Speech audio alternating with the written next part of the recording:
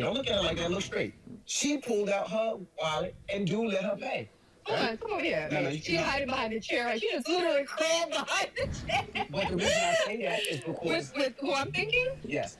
But what I'm thinking is that is Mercedes, and a lot of women feel like that. A lot of women feel like, I'm not going to rely on you, so I'm going to show let you know I got it. Right. And I think that is not a way to have it, because I'm from the class of, if you're my lady, I'm going to take care of my lady. Mm-hmm. And my lady should be taking care of me. And I know somebody say, oh, what, women just going to be shut up and just go cook?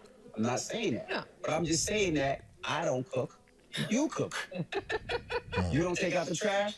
I do. Yes. You don't wash your car? I do. And a woman doesn't have to prove to me that she can wash a car. Mm-hmm. A woman doesn't have to prove to me that she can change a flat tire. Mm-hmm. You don't have to. Mm-hmm. Matter of fact, I'm not going to prove to you that I can change a flat tire. You get a flat, I say, I'll pick up your car, I'll take it to the tire spot. Yeah. Even Mercedes, she gets it before she had a man. And she got a man now. I love that. Right? That's what I mean, feeling taken care of. That someone loves me enough that if a problem arises, he basically says, you know what, babe, I got it. You go relax. And you can go relax. But that's how I believe a relationship should be. But in these days, it's not like that. Mm-hmm. Women feel, I'm not going to say all women, but a lot of women feel like they have to show. They have to show that they're independent. And I think a lot of times relationships don't work because women... Okay, we're going to stop right there. Okay. We're going to stop it right there. It's a good little conversation. So, you want to talk first, or? I'll go first. Welcome to Relationship Talk with the Guests. Join Ed and Maya, a dynamic husband and wife duo, as they share real and honest advice on love, dating, and marriage. As transformational relationship coaches, they specialize in helping both singles and couples enhance communication, build intimacy, and experience greater pleasure in their relationships. They also offer online courses tailored for singles and married couples and are fully licensed to officiate weddings. Now, let's dive into today's session. Okay. All right. I'm interested to hear from you. I may agree for the most part with what Envy is saying. I believe in a man taking care of a woman or making sure that a lot of her needs are met so that she can relax and make sure the home is taken care of. Now, I'm not in the 50s and 60s and saying, hey, women, just get in the kitchen, cook, make babies and keep the house clean. No, I feel like you should want to do that, but that's not an obligation. But it also depends on what type of marriage you have, because there are some men who are very domesticated, who clean a house better than their spouse. Mm-hmm. There's some men who cook way better than their spouse. There's some men who actually are very good with kids. We know quite a few of them. And so roles shouldn't be defined. However, I feel as a man, you should want to take care of your woman. Now, back to the start of the question, paying 50-50 on dates. That's where it really, I think that's the crux of this whole post, is he was shocked that she pulled out her money and said, I got this. I have no problem with that. I have no problem with the woman. On the first date? It was a first date. It's a first date? Mm-hmm. I think the man should pay on the first date. I think the woman should be reasonable no matter what he chooses, because we've seen a lot of first date disasters where a woman shows up, a.k.a. the Cheesecake Factory girl, or, somebody who says, hey, don't take me to Chili's and don't take me to wherever on the first Red Lobster on the first date. No, you go wherever it is he chooses or whatever he finds suitable within his budget or to his liking, or how he tries to impress you if he's paying for the date. I do think, on a first date, a man should try, I wouldn't say to impress, but should be willing to be the provider on the first date. Okay. Mm-hmm. So my take on this would be, if we're talking about a first date, if a woman should be willing to pay. The question becomes, who asked who? Did the woman ask him out? because we are living in a time where, you know, women feel like they want to be equals in the relationship and they want to be financial contributors and they're able to be financial contributors. And so I think it's a power stroke to say, you know, would you like to go out with me? And if you invite someone out to dinner, be it on a date, be it you invited your mama out, you invited your sister out, then whoever invites should probably at least offer to pay. I just think that that's a what do you call it? The etiquette. Yeah, that's etiquette. If you invite someone out to eat, then you should offer to pay.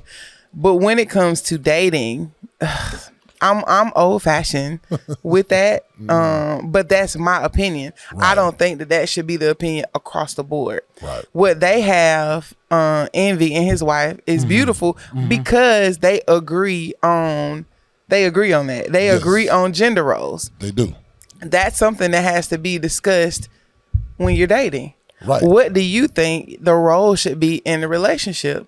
Should a man pay 100% of everything and you take care of home? Because I heard you say that. Right. But that's something that you've been conditioned to believe because of the way you were raised. Correct. And so that's something I've been conditioned to believe because of the way I was raised. But I do know that that's not how everybody came up. You didn't come up where, you know, men were cooking and cleaning. So that's not something that you do. But a lot of men do cook and clean.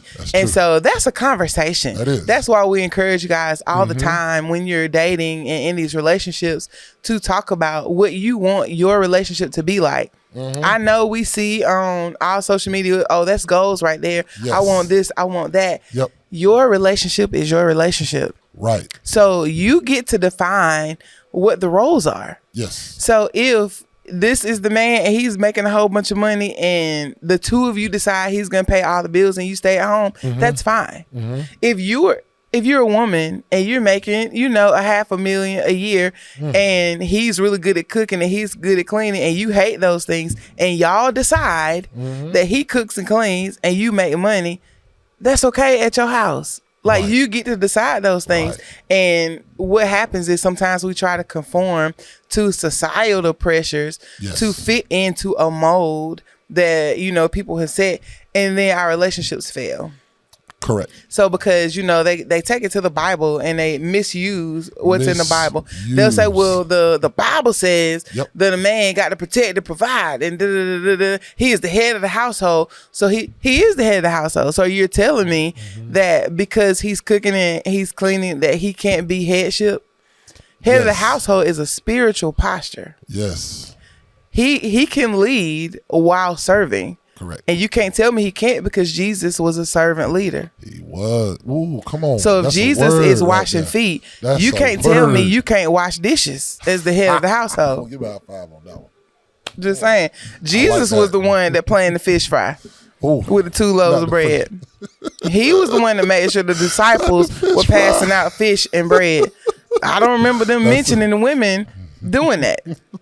So all I'm saying is that don't misuse the Bible and tell people that their marriage has to be this cookie cutter thing and have them in a miserable situation, not using the gifts and strengths within the relationship. You have to, even if you are the one and you're making all the money in the house, you have to respect your husband as the headship because he's the head of your household no matter how much money he's bringing in. That is a spiritual posture deserving of respect.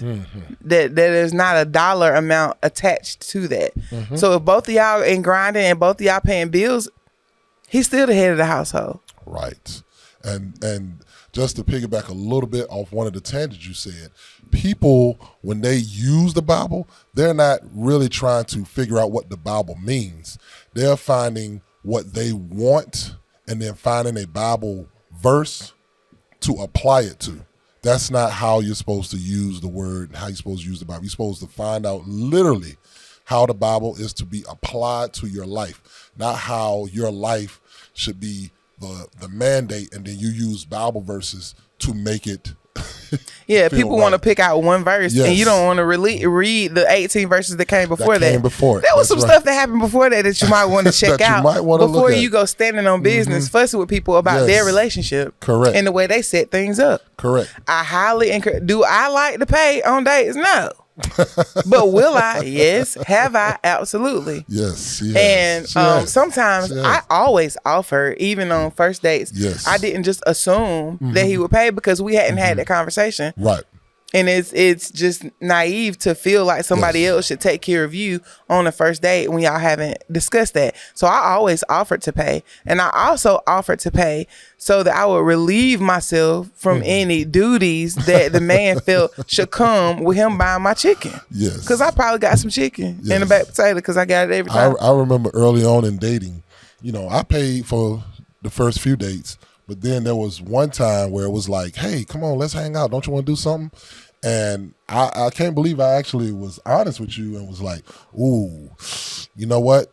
Money a little short, but I promise you I got you next week. And she was like, listen, do you want to go out? Can you get here?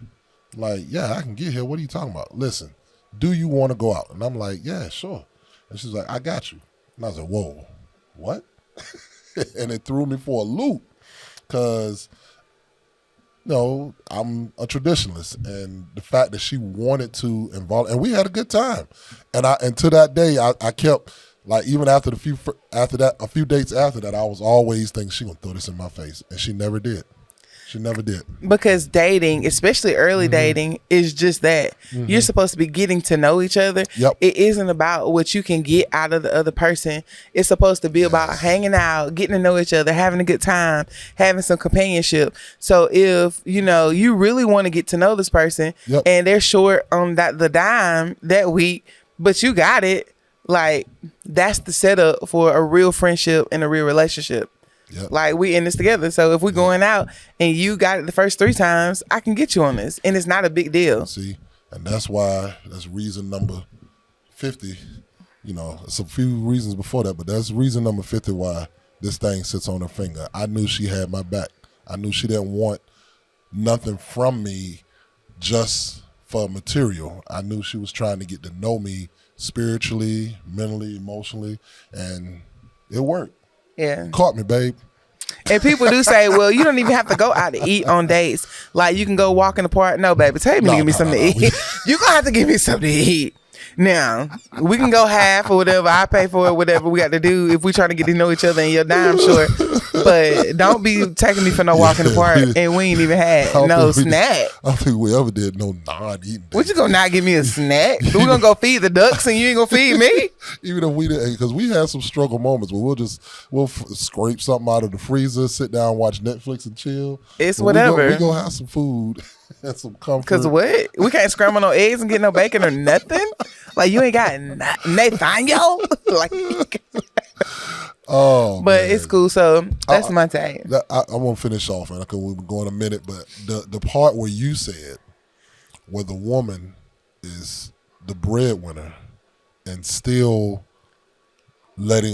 has to let the husband be the head of household. Absolutely. That is powerful, because that means instead of, you know what, I'm dismissing a whole group of men just because they're not on my income level or whatever, but they still could be your partner, still could be the head of your household because they got the right mentality, they got the right spirit, they got the right leadership, and they got the right ambition, but you're passing on them for something that really shouldn't be the consideration. So this is the way I look at it. If you're dating for marriage, if you are a wife in waiting or a husband in waiting, then you already think about this person as, when we come together, it's ours. It's ours. So even if I made the $500,000, once I bring it home, if he made $50,000 and I made $500,000, we have $550. That's what we have. Wow. Because it all goes in the big. pot, and he is still the head of the house. He still gets to make the final decisions on what we're doing. He still has the vision, even if the work I did outside the house brought more money.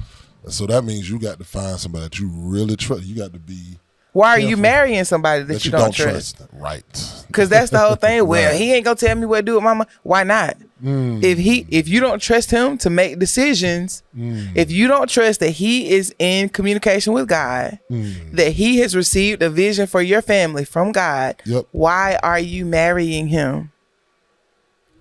If you don't trust him in that way, if you don't trust him to cover you, if you don't trust him as your covering, why is she your husband? Right. Why are you on Say Yes to the Dress? Why do you have a ring that you bought yourself?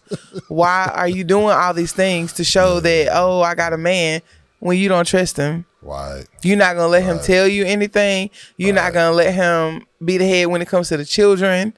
You don't trust any decisions that he makes. Why is that your husband? Right. Right. Now, make sure if you're making that money that whatever money he makes, he works hard, he works honestly, and he works with integrity. He's got to have those three things first before you start thinking, okay, I can trust him with mine. He's got to work hard.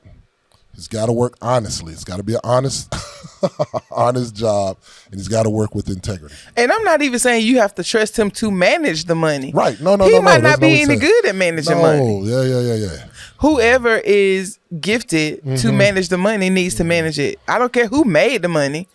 Whoever is gifted to manage needs to manage the money. I'm saying, you got to trust him with decisions. You can't make decisions without him. Even if you manage the money, y'all have to sit down and say, hey, this is what we're doing with the money. And he has a say-so. It's not that you just give him the money and say, all right, I made all this money, now you take it and manage it. No, unless he's good at it. But obviously, if you making $5 million, he making $50,000. But it doesn't, because he's making 50 doesn't mean he's bad at money. True. That just means that the job that he has only pays 50,000. And if that's a core value for you, you need somebody that matches your financial state or greater. Put it down. Yeah. If that's a core value, right. Just know you're gonna get 80% of what you're looking for. Are you willing to get that money match, but maybe give up fidelity or maybe give up honesty or something? What's the most important? Maybe you can get it all. But maybe you'll have to be a little more patient. Yes, very true. Just you have to know what's most important to you. Correct. All right, guys. Thank you for tuning in. Yeah, I enjoyed that one. Yep.